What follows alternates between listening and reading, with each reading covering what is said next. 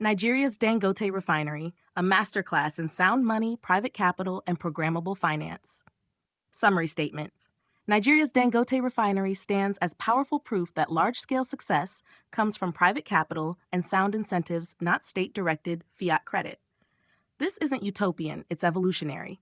Humanity has progressed from clay tablets to coins, goldsmith notes, fiat, and now programmable scarcity. The ideal future is a hybrid, sound-based money with no issuer and intelligent coordination layers, AI-augmented markets that respect real price signals. The Dangote project succeeded because it was funded mainly through private equity and market-oriented African development finance. Scale that logic up, and a better monetary system becomes very practical. Section 1, Introduction. A refinery as a monetary case study. The Dangote Refinery is more than industrial infrastructure, it is a monetary artifact. At roughly $19 to $25 billion and 650,000 barrels per day capacity, it represents one of the most complex private sector builds ever executed in Africa. Its success did not emerge from state decree, subsidized credit, or geopolitical financing schemes. Instead, it was constructed through aligned incentives, equity at risk, commercially priced debt, and disciplined execution. This matters because large-scale projects are not just engineering challenges, they are coordination problems. They require synchronizing capital, labor, materials, and time across years. The mechanism that enables this coordination is not simply money, but the quality of money and the incentives embedded within its system. Dangote's success gives us a rare opportunity to examine how monetary structure shapes real-world outcomes. Section 2. The evolution of money as a coordination technology. Money did not emerge fully formed. It evolved as a response to increasingly complex coordination needs. From barter to abstraction. Barter systems fail at scale because they require a double coincidence of wants. This limitation becomes exponentially worse as economies grow more specialized. Early civilizations solved this not with coins, but with accounting systems. In Mesopotamia, clay tablets recorded obligations in standardized units, silver or grain. This was the birth of the unit of account, the monetary nervous system.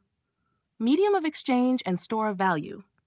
Once value could be measured, societies needed a way to transfer and preserve it. Commodities like silver and gold emerged naturally. Durable, they do not spoil. Portable, they have high value density. Scarce, they are resistant to sudden inflation. These properties allowed money to function across time and space, enabling savings, investment, and long-term planning. Medieval acceleration, banking and credit. By medieval Europe, monetary systems became more sophisticated. Coins standardized trade.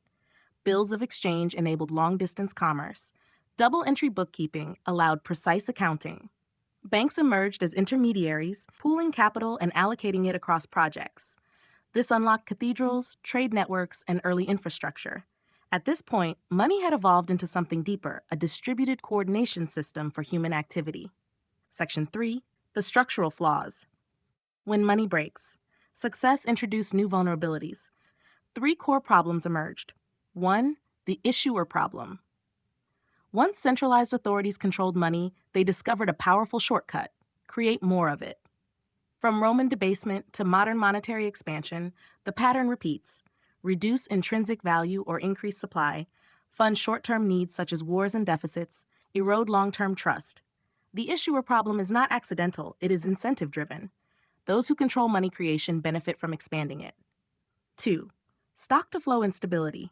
Even sound commodities like gold are not immune.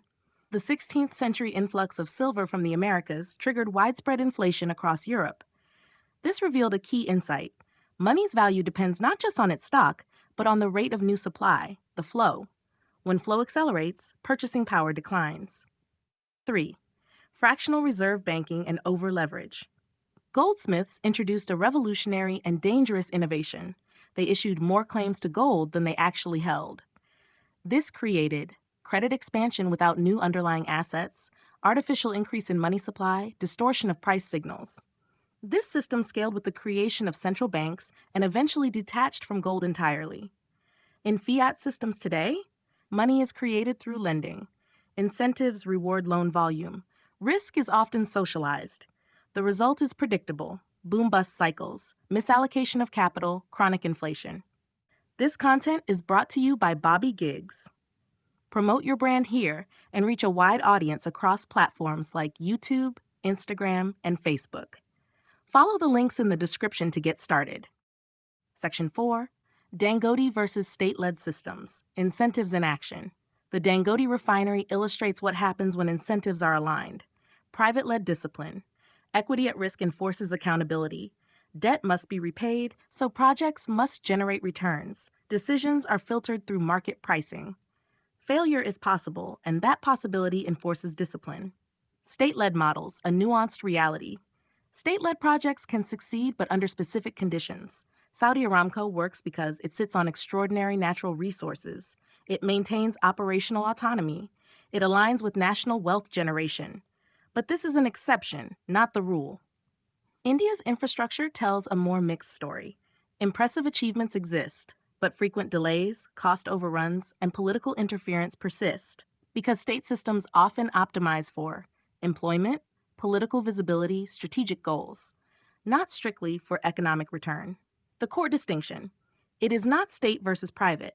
It is aligned incentives versus distorted incentives. Dangote's model works because capital is disciplined by reality, not protected from it. Section 5. The next evolution, sound money and smart coordination. If we follow the logic forward, two major innovations emerge. 1. Sound-based money, no issuer systems. Bitcoin represents a radical departure. Fixed supply, 21 million. Transparent issuance, no central authority. This solves the issuer problem, arbitrary stock-to-flow changes. It introduces programmable scarcity, money that cannot be manipulated. 2. Intelligent coordination layers. But money alone is not enough. The next frontier is allocation. Artificial intelligence-driven systems can analyze real-time economic data, identify productive opportunities, reduce bias and incentive distortions. However, there is a critical constraint. Artificial intelligence must operate within real price signals. Without market-based data, even the most advanced system fails. The hybrid model.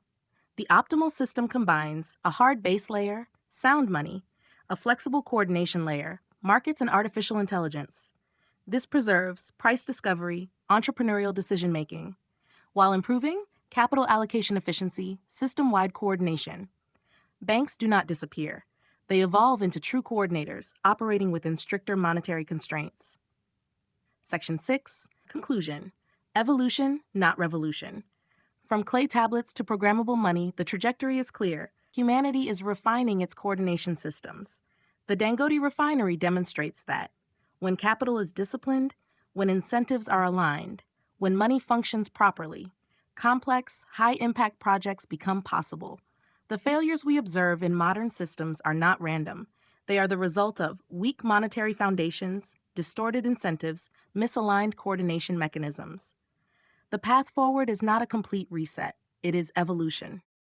Harder money at the base, smarter coordination at the top. Scale the Dangote logic globally, discipline capital, sound money, intelligent allocation, and the result is not just better projects. It is a more stable, productive, and resilient economic system. Key takeaways. Money is a coordination technology, not just a medium of exchange. The issuer problem and fractional reserves introduce systemic instability. Private capital enforces discipline through real risk. State-led success depends heavily on governance and incentives. The future is a hybrid. Sound money, no issuer. Smart coordination, artificial intelligence, and markets. This is not utopian. It is evolutionary.